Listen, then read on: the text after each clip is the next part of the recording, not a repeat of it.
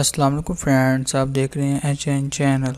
इस वीडियो में मैं आपको बताऊंगा कि ब्लॉकचेन क्या होती है, कैसे वर्क करती है और ये कब डिस्कवर की गई थी। तो चलिए स्टार्ट करते हैं। इन 1991 group of researchers discover blockchain. 1991 के अंदर ही जो ब्लॉकचेन थी वो डिस्कवर हो चुकी थी। 1991 के अंदर ही इस पर काम किया जा रहा था, लेकिन इसकी इतनी हाइप नहीं थी, लोगों को ब्लॉकचेन के बारे में पता नहीं था, जिसकी वजह से जो लोग इस पे काम कर रहे थे उन्होंने इस पर काम करना बंद कर दिया ब्लॉकचेन पे, क्योंकि इतनी इसको हाइप नहीं मिल रही थी। अगर हाइप मिलती तो ये उस टाइम से ही 1991 से ही कंटिन्यू रहती, लेकिन उस टाइम हाइप ना मिलने की वजह से और मेरे पास इनके पास फंड भी नहीं होंगे इतने जितने अपने प्रोजेक्ट को आगे कंटिन्यू करें, जिसकी वजह से इन्होंने अपना प्रोजेक्ट जो है वो क्लोज कर दिया। उसके बाद 2009 में सतोशी नाकामोटो, जिसको हम कह सकते हैं कि एक ग्रुप ऑफ रिसर्चर थे जिनकी टीम का नाम सतोशी नाकामोटो या एक पर्सन, ठीक है, जिन्होंने बिटकॉइन बनाया, द मैन बिहाइंड बिटकॉइन, जिन्होंने बिटकॉइन बनाया, ठीक है। बिटकॉइन ब्लॉकचेन पे वर्क करता है, ठीक है, ब्लॉकचेन पे बिटकॉइन वर्क करता है, ठीक है। इसकी सारी ट्रांजैक्शन वगैरह ब्लॉकचेन के थ्रू होती है, जिसकी वजह से 2009 के बाद जो है वो ब्लॉकचेन को हाइप मिलना शुरू होगी आहिस्ता। अब मैं आपको बताता हूँ कि ब्लॉकचेन जो है वो वर्क किस तरह करती है। जैसे मिसाल के तौर पर ये एक इन्वेलप है, इसके अंदर आपने अपना कोई भी डाटा स्टोर कर लिया है, ठीक है।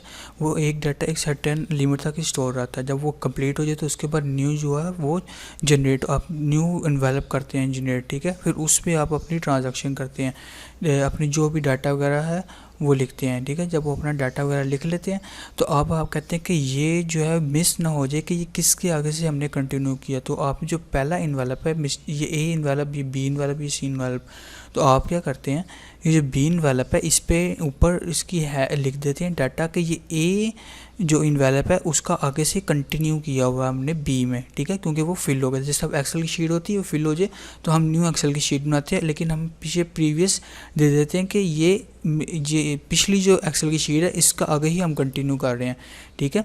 ऐसे ही सी के साथ भी यही होता है, जब बी फिल हो जाती है तो सी क्रिएट किया जाता है, फिर जब सी क्रिएट होता है तो हम कहते हैं कि ये बी का आगे कंटिन्यू है। तो ऐसे एक चेन बनती है, हर चेन अपनी अगली वाली से और अपनी पिछली वाली से कनेक्ट रहती है, ठीक है। जैसे ये देखें, ये कनेक्ट है ना, अपनी अगली वाली से भी और अपनी पिछली वाली क्या फाइल से कनेक्ट है, इसको हम ब्लॉकचेन कहते हैं। ये देखें बिटकॉइन या अब कोई भी कह सकते हैं, ये जेनेसिस ब्लॉक, ठीक है। अब इसको भी इग्नोर करें, मैं आपको जेनेसिस ब्लॉक आगे जाके बताता हूँ क्या होता है, ठीक है। ये देखें, जैसे ये ब्लॉक नंबर 1 है, ठीक है, ये ब्लॉक नंबर 1 है, उसका कोई भी आप नॉइस लिख दें, ठीक है, उसमें ये डाटा स्टोर होगा। अब इसमें डाटा क्या स्टोर हो सकता है, आजकल क्रिप्टो में इसकी ट्रांजैक्शन स्टोर होती हैं, ठीक है, ट्रांजैक्शन स्टोर होती हैं। आप अपनी प्रॉपर्टी के बारे में जो भी इंफॉर्मेशन देना चाहें वो दे सकते हैं कि यानी ये जो फलां प्रॉपर्टी है ये इस बंदे की है, ताकि अगर कल को कोई भी इस पर केस करे तो वो ब्लॉकचेन से वो डाटा दिखा सके, देखें ये मेरी प्रॉपर्टी है, मैंने इस टाइम पर इतने से परचेज़ किया है, ठीक है, सारा डाटा दिखा सकते हैं। तो फिर अगर आपने उसने किसी प्रॉपर्टी को आगे सेल भी करना हो तब वो डाटा आके न्यू ब्लॉक के अंदर क्रिएट कर सकता है। एक बार डाटा इधर फिल हो गया तो कोई चेंज नहीं कर सकता, ठीक है। ये डाटा इधर आ जाता है, फिर नीचे आता है प्रीवियस का मतलब हैश, प्रीवियस हैश, क्योंकि ये ब्लॉक नंबर 1 है तो इसका प्रीवियस हैश तो कोई नहीं है, ठीक है। इसका जो करंट हैश है वो ये है, ये देखें, ये देख रहे हैं, ये इसका करंट हैश, ठीक। अब जब न्यू ये डाटा फिल हो गया, अब इसके बाद जब न्यू ब्लॉक बनेगा उसमें क्या होगा, यहाँ पे 2 आ जाएगा, ये नॉइस भी चेंज हो जाएगी, यहाँ पे डाटा, ठीक है, यहाँ पे डाटा आ जाएगा। फिर प्रीवियस की जगह ये जो था ना ब्लॉक 1 का हैश, ठीक है, प्रीवियस की जगह ये आ जाएगा और खुद ब्लॉक 2 का जो हैश है वो चेंज होगा, ठीक है। इससे वो जो पिछला ब्लॉक है वो इंटरकनेक्ट होगा पिछले अपने अगले ब्लॉक अपने ब्लॉक के साथ। और जो हैश पावर होती है वो इस तरह ही होती है जैसे हमारे फिंगरप्रिंट्स होते हैं, जैसे हमारे फिंगरप्रिंट्स सेम नहीं होते हर किसी के, तो ऐसे ही हैश पावर जो होती है वो सेम नहीं होती, वो एक ही होती है। क्योंकि आजकल ब्लॉकचेन में ट्रांजैक्शन वगैरह स्टोर होती है, तो इसमें ये जो होता है कि देखें कौन किसको सेंड कर रहा है, कितने बजे, कितने मिनट पे, कितने सेकंड से कितनी अमाउंट, ठीक है, ये सारा जो डाटा है वो एक हैशेस में एक आपके सामने यहाँ पे ट्रांजैक्शन पुट हो रही होती है। अब मैं दिखाता हूँ कैसे पुट हो रही होती है। ये हम bitcoin.com पे गए, ये देखें ये पूल है, हमने इसका ये है ब्लॉक हैश, इस पे इसको पे क्लिक किया। जैसे ही हम इस पर क्लिक करेंगे तो इसके जितनी भी ट्रांजेक्शन्स हुई हैं इसके ब्लॉक में वो आ जाएंगी। ये देखें ये ट्रांजेक्शन। अब ये एक एड्रेस है, हम इस एड्रेस पे कॉपी करते हैं। जैसे ही हम इसको कॉपी करेंगे इस एड्रेस को, तो हमारे सामने इसका सारा डाटा, इसकी जो ब्लॉकचेन का वो खुल के आ जाएगा। ठीक है, ये देखें। अब ये देखें इसमें 0.6 बिटकॉइन मूव किए हैं। ठीक है, उसके बाद ये देखें इसका टाइम देख लें, इसके सेकंड देख लें, इसके मिनट देख लें, कहाँ से आया है। देखें कॉइनबेस से इस वॉलेट के अंदर ट्रांसफ़र हुए हैं, ये देख लें। ये वैसे माइनिंग का है, ये माइनिंग कर रहा है। ये देखें सारा एंटर हुआ, किस टाइम पर सारा डाटा इसका आ गया है। कन्फर्मेशंस आ गई, कितनी कन्फर्मेशंस हुई हैं। ठीक है, तो आप ये देख सकते हैं सेम वही प्रोसीजर है। तो ये देखें जो पहला ब्लॉक होता है ना, जिसका प्रीवियस हैश नहीं होता, उसको हम जेनेसिस ब्लॉक कहते हैं। ठीक है, उसका खुद का तो हैश होता है लेकिन प्रीवियस हैश नहीं होता। जब ये डाटा फिल हो जाए, ये ब्लॉक फिल हो जाए, तो दूसरा होता है। ठीक है, दूसरा क्रिएट होता है, और दूसरे के प्रीवियस हैश जो होती है ना, वो जेनेसिस ब्लॉक यानी अपने से पिछले ब्लॉक की हैश साथ कनेक्ट होती है। ठीक है, और इसकी खुद की हैश होती है। इस तरह ये दोनों आपस से कनेक्ट हो जाते हैं। जब ये भी फिल हो जाता है नंबर 2, तो नंबर 3 जनरेट होता है। जब नंबर 3 आता है तो जो उसकी जो प्रीवियस हैश होती है वो नंबर 2 ब्लॉक की हैश के साथ कनेक्ट होती है, सेम होती है। ठीक है, मैच होती है, और फिर उसकी अपनी खुद की हैश होती है। और जब हम इसमें डाटा फिल कर देते हैं एक बार, तो उसके बाद कुछ लोगों के लालच आ जाती है या कोई गलत काम करने लगते हैं, तो जब वो डाटा चेंज करने लगते हैं तो एरर आ जाता है। डाटा जब एक बार ब्लॉकचेन में पुट हो गया तो हो गया, उसको दुनिया की कोई ताकत चेंज नहीं कर सकती। ठीक है, इवन कि जिसने इस ब्लॉकचेन को क्रिएट किया है, जो भी ब्लॉकचेन चल रही है, ठीक है, तो वो लोग भी चेंज नहीं कर सकते। ठीक है, आगे मैं चल के बताता हूँ कुछ लोग चेंज कैसे कर सकते हैं ब्लॉकचेन का डाटा, वो मैं भी आपको बताता हूँ।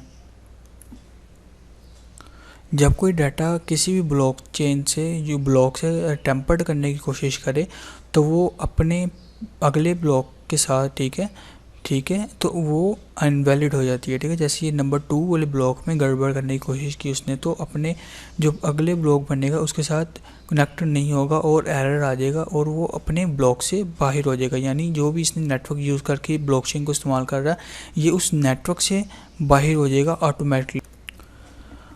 अब बिटकॉइन की ट्रांजैक्शन कैसे होती है ब्लॉकचेन पर, देखें। वैसे मिस्टर ए है और ये मिस्टर बी है। अब मिस्टर ए ने मिस्टर बी को सेंड करने हैं कॉइन। ठीक है, तो वो क्या करेगा, पहले इससे इसका एड्रेस लेगा, डिपॉजिट एड्रेस लेगा, फिर अपने फ़ोन में जाएगा या लैपटॉप जो भी है उसमें जाके ट्रांजैक्शन को कंफर्म करेगा। तो बस इसका इतना काम था। उसके बाद माइनर्स का काम शुरू होता है। माइनर्स उस ट्रांजैक्शन को लेते हैं, ठीक है, जिसकी सबसे ज़्यादा पावर होती है, सबसे पहले उसके पास ट्रांजैक्शन जाती है, उसके बाद जाती है, फिर वो ट्रांजैक्शन को रीड करते हैं। ट्रांजैक्शन को रीड करने के बाद ट्रांजैक्शन को अप्रूव करते हैं। अप्रूव करने पर उनको रिवॉर्ड मिलते हैं। ठीक है, न्यू बिटकॉइन मार्केट में आते हैं। ठीक है, वो उसको अप्रूव करते हैं। अप्रूव करने के बाद वो पहले मिस्टर बी के अकाउंट में चले जाते हैं। ठीक है, और मिस्टर बी रिसीव कर लेता है। तो इस तरह से इसकी साइकिल चलती है बिटकॉइन की ब्लॉकचेन। ये देखें, ये 4 ब्लॉक्स हैं। ठीक है, ये बिटकॉइन के 4 ब्लॉक्स हैं। ये हर जो भी वर्कर है, कोई भी अगर इनमें ब्लॉकचेन में अपना पार्ट डालना चाहे अपने सिस्टम के साथ, तो वो इजीली डाल सकता है, कोई मसला नहीं, वो भी वर्कर बन सकते हैं। जैसे ये देखें वर्कर्स हैं, ये बिटकॉइन के वर्कर्स हैं, ये इजीली वर्क कर रहे हैं, इनको रिवॉर्ड मिल रहा है। ठीक है, जैसे ही इन वर्कर्स में से कोई किसी के दिल में लालच आती है और वो कोई भी ब्लॉक को टेम्पर्ड करने की कोशिश करता है, ये देखें रेड हो जाएगा वो ब्लॉक। ठीक है, वो ब्लॉक रेड हो जाएगा, और जो पर्सन होगा जो अपने सिस्टम के साथ, जिस सिस्टम के साथ वो आया होगा ब्लॉकचेन को पावर देने के लिए, माइनिंग करने के लिए, तो वो इनवैलिड हो जाएगा और वो इस नेटवर्क से बाहर हो जाएगा। फिर उसको किसी दूसरे नेटवर्क के साथ वापस से ब्लॉकचेन के साथ अटैच होना पड़ेगा। ठीक है, लेकिन ब्लॉकचेन के अंदर टैम्परिंग नहीं की जा सकती। किस ब्लॉकचेन के अंदर, वो भी मैं अभी आपको जाकर बताता हूँ किस ब्लॉकचेन से टैम्परिंग की जा सकती है, किस में नहीं। और ये देखें आप 10 जेनेसिस ब्लॉक। ठीक है, ये जेनेसिस ब्लॉक से देख सकते हैं कि फर्स्ट जेनेसिस ब्लॉक था, जो फर्स्ट ब्लॉक हो किसी भी ब्लॉकचेन का, किसी भी कॉइन का, उसको हम जेनेसिस ब्लॉक कहते हैं। देखें इसकी करंट हैश रेट, ठीक है, हैश पावर देखें, इसकी जो प्रीवियस ब्लॉक था, ब्लॉक का नंबर देख लें 0, क्यों, ये पहला जेनेसिस था इसलिए इसका प्रीवियस तो है ही नहीं था। नेक्स्ट ब्लॉक का देख लें कि इसका जो नेक्स्ट होगा ना, वो उसकी हैश पावर ये है, ठीक है, उसका जो हैश कोड है वो ये होगा, ठीक है। सारा अटैच चेन के साथ चलता है, ये देख लें आप।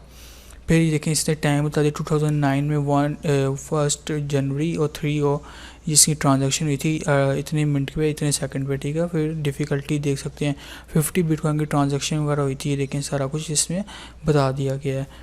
तो ये था जेनेसिस ब्लॉक के अंदर, ठीक है, ब्लॉकचेन के अंदर इस तरह से डाटा सारा।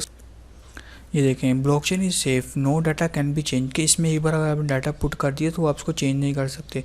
No transaction can be change, कि एक बार अगर आपने ट्रांजैक्शन कर दी ना, किसी भी पर्सन को आपने सेंड कर दी तो वो वापस नहीं आएगी आपकी ट्रांजैक्शन जब तक कि वो अगला पर्सन ना चाहे, ठीक है। आप खुद से उसको कैंसिल नहीं कर सकते एक बार अगर आपने कन्फर्म कर दी तो।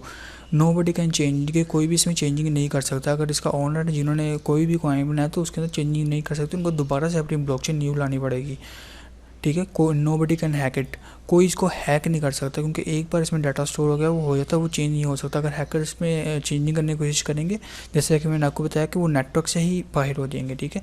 इट इज़ परफेक्टली सेव, कि सेव है। Every can check it records, के कोई भी जो है वो ब्लॉकचेन में डाटा चेक कर सकते हैं। जैसे ये भी हमने चेक किया था ना डाटा इस वॉलेट का, कितने वो इस वॉलेट के अंदर बिटकॉइन पड़े हैं, देखिए 81,373 जो है वो इस वॉलेट के अंदर बिटकॉइन पड़े हैं। तो ये देखें सारा डाटा आपके सामने आ गया। ये वैसे मेरा वॉलेट नहीं है, ठीक है, इतना मैं इंशाल्लाह किसी दिन होगा बैलेंस, ठीक है। इतनी ट्रांजैक्शन हो चुकी है इसके अंदर, और अभी इसके अंदर जो है 402 जो है वो बिटकॉइन पड़े हुए हैं, ठीक है। इसका ये देख लें कॉइन बेस से आ रहे हैं, कॉइन बेस से इसके अंदर आ रहे हैं। सारा डाटा ब्लॉकचेन पर आपके सामने ट्रांसपेरेंट होता है। नेगेटिव साइड बता दी, अब इसमें क्या होता है नेगेटिव साइड भी है। अगर आप ब्लॉकचेन दो किस्म की होती हैं, एक होती है पब्लिक ब्लॉकचेन, एक होती है प्राइवेट ब्लॉकचेन। पब्लिक ब्लॉकचेन में क्या होते हैं कि जो और क्या कहते हैं पब्लिक होती है वो कोई भी ब्लॉकचेन उसको रन कर रही होती है अपने सिस्टम के साथ, नोड्स के साथ, ठीक है। लेकिन प्राइवेट के अंदर क्या होता है, प्राइवेट के जैसे कोई भी कंपनी है, टेस्ला हो गई, ठीक है। टेस्ला ने क्या किया होगा, पता नहीं भी किया कि नहीं किया, लेकिन वो उनका एक प्राइवेट ब्लॉकचेन है जहाँ पे कोई भी पर्सन आके उनकी ट्रांजैक्शन नहीं चेक कर सकता। वो प्राइवेटली ब्लॉकचेन होती है, उसके अंदर टैंपरिंग आराम से की जाती है, क्योंकि उसके अंदर सिर्फ 3 से 4 कंप्यूटर्स होते हैं, ठीक है, जो ट्रांजैक्शन को कंप्लीट कर रहे होते हैं। लेकिन पब्लिक के अंदर काफ़ी ज़्यादा होते हैं। अगर आपको किसी भी ट्रांजैक्शन को तब्दील करना तो आपको सारे कंप्यूटर्स में एक साथ ट्रांजैक्शन को तब्दील करना होगा, फिर आप ब्लॉकचेन में आप तब्दीली ला सकते हैं। अगर आप ये चाहें कि आप 40% में सिर्फ चेंजिंग करें, 60% में चेंजिंग ना करें, तब भी एरर आ जाएगा, ठीक है। इसलिए आपको चेंजिंग करने के लिए आपके पास प्राइवेट ब्लॉकचेन होनी चाहिए, ठीक है। मतलब कि प्राइवेट ब्लॉकचेन में अगर वर्क कर रहे हैं तो उसमें 2 से 3 लगे होते हैं, तो एक साथ जब वो ब्लॉकचेन में तब्दीली करते हैं तो वो तब्दील हो जाता है डाटा। तो इसके अंदर ये नेगेटिव साइड थी। और अक्सर आपने देखा होगा बहुत सी कॉइन्स के अंदर 51% अटैक होता है, यानी कि जो कुछ कॉइन्स होते हैं उनके अंदर जब 51% अटैक हो, यानी 51% लोग चेंजेस करना चाहें इसके अंदर, ठीक है, तो वो कर सकते हैं जिनके पास ज़्यादा राइट्स हों। तो ये थी वीडियो, होप कि आपको वीडियो अच्छी लगी। वीडियो अच्छी लगी तो चैनल को सब्सक्राइब कीजिएगा, वीडियो को अगर दूसरा शेयर कीजिएगा, चैनल को भी अगर दूसरा शेयर कीजिए। मिलते हैं नेक्स्ट वीडियो पे, तब तक के लिए अल्लाह हाफिज़।